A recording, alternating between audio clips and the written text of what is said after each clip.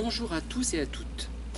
Je fais suite dans cette vidéo à une remarque de Mano Dujardin qui fait elle-même suite à une de mes vidéos et elle déplore en fait que finalement je n'aille pas vers les gens et que je me laisse choisir. Voilà, finalement.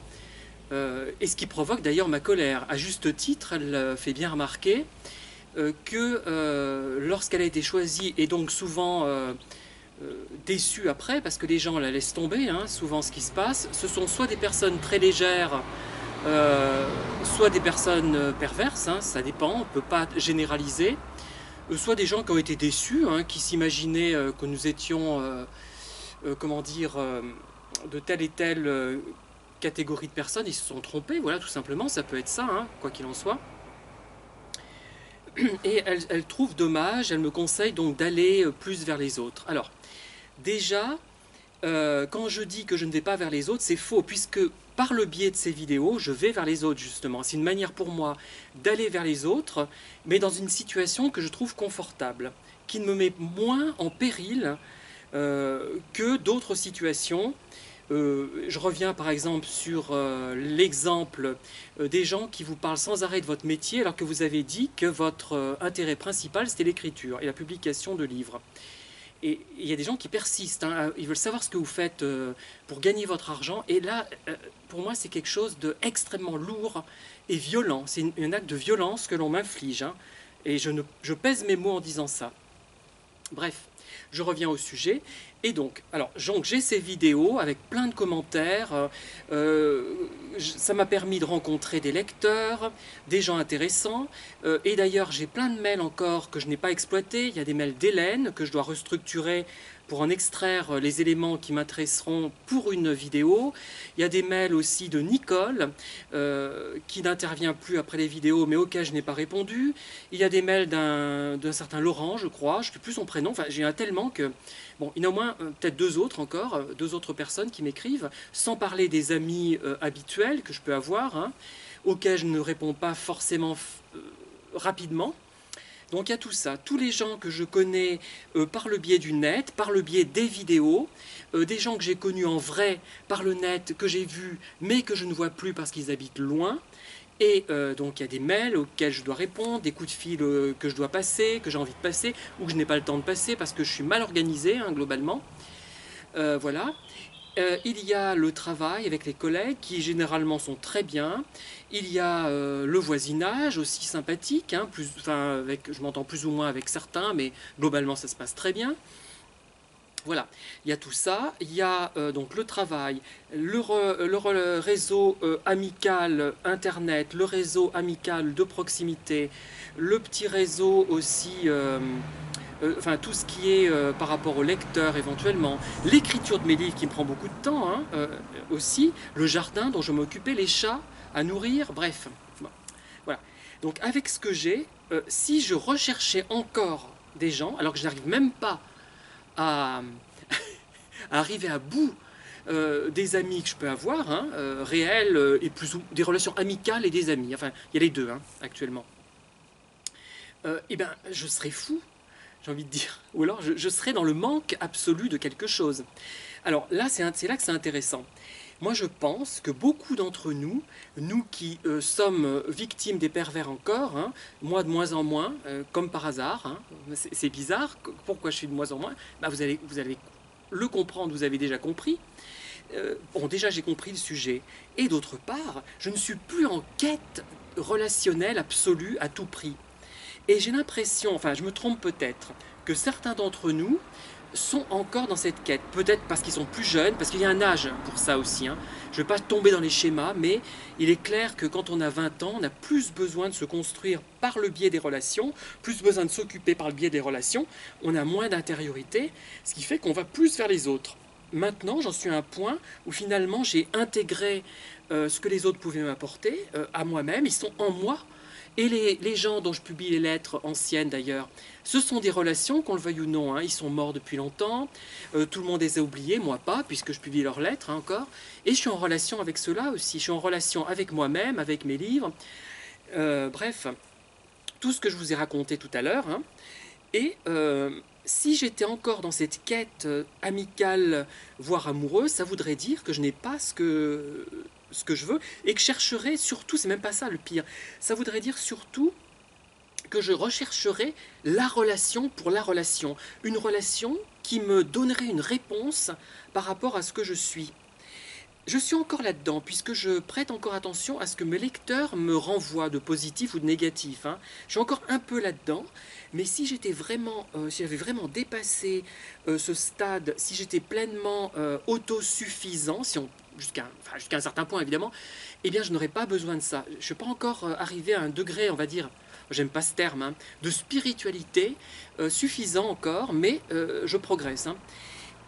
Par exemple, si je me promène parfois dans la nature, enfin, je n'aime pas forcément croiser quelqu'un et être obligé de sortir d'une sorte de, je sais pas, on peut pas appeler ça de la méditation, de bulle dans laquelle je suis et dans laquelle je me trouve bien. Et ça me dérange de dire parfois bonjour à des gens que je reverrai jamais, que je ne connais pas. Bon, si je les connais, ça peut être agréable. Et si on échange autre chose que des platitudes, par platitude, j'entends des choses toutes faites qu'on dit à tout le monde, sans personnaliser, alors qu'il y a des gens qui vont vous dire, vont seriner dire des platitudes apparemment, mais qui en fait n'en seront pas. Alors, je fais la différence, hein. Voilà. Et non, moi je n'ai pas envie de multiplier les relations, ça serait déjà faire injure à ceux que je connais par le biais de la caméra, par le biais du travail, par le biais de mes livres, par le biais des relations diverses que j'ai pu développer. J'en ai déjà une surdose, hein, actuellement, une surdose, je n'arrive pas à tout traiter, parce que je suis mal organisé, vous me direz aussi, parce que je ne suis pas toujours bien, suffisamment bien, parce que j'ai un autre sujet en tête qui m'obsède, notamment avec l'écriture, donc ça englobe une grande partie de tout ce que je fais, et c'est, d'ailleurs je vais revenir, parce que j'ai déjà dit 1000 fois, mais je crois que le message n'est pas bien passé encore, hein. J'arrive pas à vraiment le faire passer, ce message, je voudrais. Voilà. Et donc, comme dirait Madame de Morsauf dans Lys dans la vallée, hein, que j'ai lu il y a très longtemps, d'ailleurs ce livre, il y a une partie que je trouve formidable quand il est avec Madame de Morsauf, mais quand il est avec l'anglaise, alors là c'est un ennui pour moi mortel, hein. Bon, bref. Elle dit, mais vous n'aurez pas plus de 3 ou 4 amis dans votre vie, et en avoir plus, n'est-ce pas les tromper? Elle dit quelque chose comme ça à peu près à un moment donné. Bon, elle exagère, 3 ou 4 c'est peut-être peu, parce qu'à l'époque, peut-être effectivement, on avait moins de moyens de communication, donc c'était plus difficile d'avoir beaucoup plus d'amis. Dans une vie, on a peut-être une dizaine, hein, véritables quand même, hein, je pense. Mais effectivement, n'est-ce pas les tromper que de se démultiplier, que d'aller partout? Et d'autre part, ça c'est peut-être le fond du sujet, du problème, il faut, mais ça c'est vraiment théorique ce que je raconte, hein, parce que c'est difficile à mettre en œuvre, il faut développer une activité très très très très très forte dont la réussite ne dépend que de vous, ou quasiment que de vous, en grande partie de vous. Je prends l'exemple de l'écriture, parce que moi, c'est pas du nombrilisme, hein, c'est pour vous faire comprendre, parce que là je le comprends vraiment. Si vous vous dites, mon but dans la journée, d'ailleurs j'ai fait que la moitié de mon programme aujourd'hui, si vous dites, mon but dans la journée c'est de terminer un chapitre, de le peaufiner, de le faire en sorte qu'il soit bien réussi, d'un livre, d'un roman, ça peut être autre chose que la littérature, mais bon, je prends cet exemple, hein.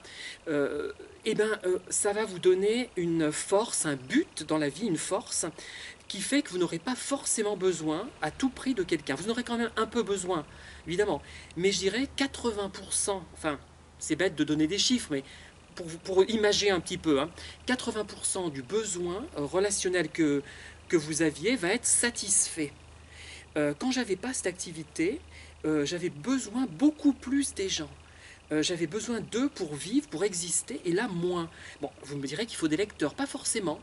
Il suffit même qu'il y ait un lecteur. Et les remarques que j'ai eues parfois récemment, là, la dernière, même très récemment, surtout que vraiment qui m'a fait énormément plaisir sur le lac étincelant, mais franchement, ça me suffit, ça me comble. C'est qu'une personne ait compris le livre comme je voulais qu'il soit compris, et c'est extraordinaire. C'est que demander de plus à la vie? Certains jours, on se dit, mais qu'est-ce qu'on demande? C'est fou, on demande trop. Et là, moi, je trouve que je suis non pas complètement satisfait parce que je suis encore obligé de me plier à des contingences un peu complexes où il y a des demandes qui moi me froissent, me blessent. Pourquoi par exemple? Comme je vous l'ai expliqué dans une autre vidéo, si on me demande quel métier faites-vous, je trouve que c'est très réducteur parce que le métier c'est une partie de notre vie, ce n'est pas l'intégralité de notre vie. Il y a plein d'autres dimensions. Et moi maintenant quand on me posera cette question, je dirais je suis écrivain. Alors je le dis, mais on dit mais pour gagner ta vie. Alors ils insistent, hein, ils veulent absolument savoir ce qu'on fait pour gagner notre vie. C'est encore un écueil que j'ai. Alors moi j'ai deux écueils encore, je veux dire, ça va vous faire rire peut-être, mais il y a deux choses qui me déplaisent dans les relations avec les autres. C'est deux seules choses. En dehors de ça, tout le reste maintenant j'arrive à faire abstraction plus ou moins. C'est qu'on me serre la main alors qu'on fait la bise. Un homme et une femme se fait la bise, deux femmes se font la bise, un homme et un homme se serrent la main en général. Hein. Bon, il y a des contre-exemples, les jeunes sont un peu moins. Moi, ça me bloque d'entrée, ça me renvoie comme un coup de poing en pleine figure dans ma condition d'homme. Et je suis effectivement un homme, mais j'ai plein d'autres dimensions qui font que on ne va pas se comporter avec moi comme avec tous les hommes. Il n'y a pas les hommes et les femmes, il y a des hommes et des femmes qui sont différents, qui ont une culture différente. Moi j'ai une culture LGBT, comme je le dis, hein, gay, lesbien, trans. Bon, ce qui fait que je n'ai pas le même rapport aux autres, le rapport qu'on peut avoir. Hein. Moi, un homme n'est pas un concurrent. Une femme n'est pas un objet sexuel pour moi. Vous voyez, ça fausse complètement ça change complètement le rapport qu'on peut avoir. Bon, je schématise à l'extrême. Hein, je schématise à l'extrême. Voilà. Et l'autre chose, c'est quel métier tu fais? Je suis écrivain. Oui, mais pour gagner ta vie. Voilà. Et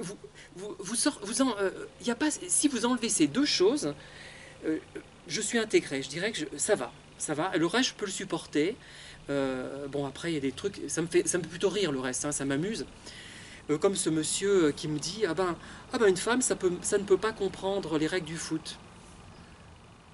Alors, là, c'est consternant, mais ça fait tellement rire, c'est tellement bête qu'on a envie de choses aussi croustillantes, aussi. Là, il y a vraiment, comme dans le Canard enchaîné, le mur du son. Là, on enlève la cédille, hein, c'est voilà, c'est tellement fabuleux qu'on ne peut pas s'en plaindre finalement. Voilà.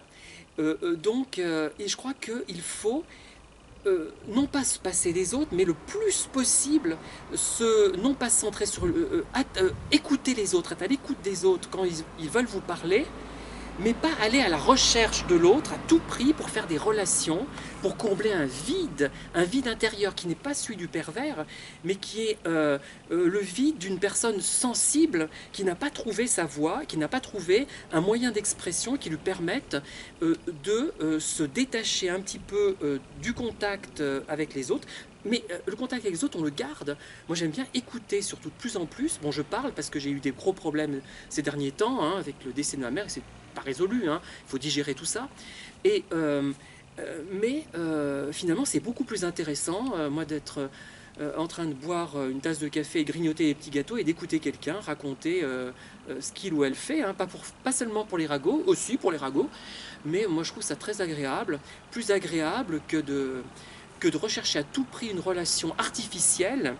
Et là, ça nous met en porte-à-faux, en difficulté, et ça nous rend une cible privilégiée pour les personnes manipulatrices et pour les pervers narcissiques. Voilà, j'ai tout dit, je vous laisse, et je vous dis à très bientôt pour de nouvelles vidéos.